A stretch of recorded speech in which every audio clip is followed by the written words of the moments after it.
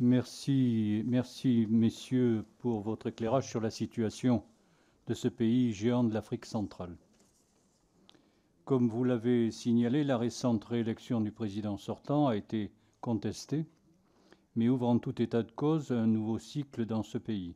Elle s'accompagne notamment dans l'Est, toujours marqué par de violents affrontements, du déploiement d'une force d'interposition de la communauté des États d'Afrique australe.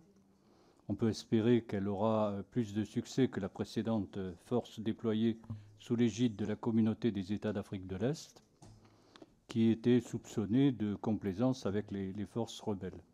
Cela a été rappelé, l'élection présidentielle a consacré une nette victoire du président sortant, pratiquement 73%. Mais les législatives concomitantes ont donné un résultat bien plus nuancé.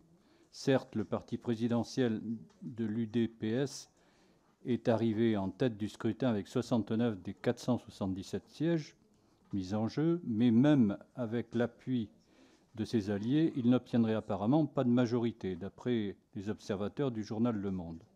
Comment expliquer cet écart entre les résultats nets de la présidentielle et celui bien plus incertain des législatives?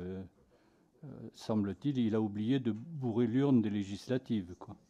Et est-ce que cette situation de majorité relative peut créer une instabilité politique pour ce second mandat?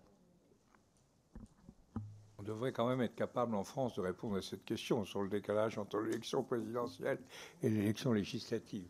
Monsieur Virculon, vous voulez... Oui, mais c'est pas évident. Je suis tout à fait en désaccord avec ce qui a été dit sur les législatives. Vous n'avez pas éteint votre... Ouais. Voilà. Je serais tout à fait en désaccord sur ce qui a été dit sur les législatives. Au contraire, je pense qu'on voit une victoire de raz-de-marée de la coalition gouvernementale à l'Assemblée nationale, probablement aussi au niveau des élections provinciales, parce qu'il y a des députés provinciaux en RDC. Mais comme je le disais, ça ne veut pas dire que le président va avoir une majorité confortable, puisque classiquement, hein, et là je parle sur la base des autres élections, la majorité qui arrive au pouvoir après commence à se disloquer assez rapidement, et certaines personnes de la majorité deviennent des éléments d'opposition.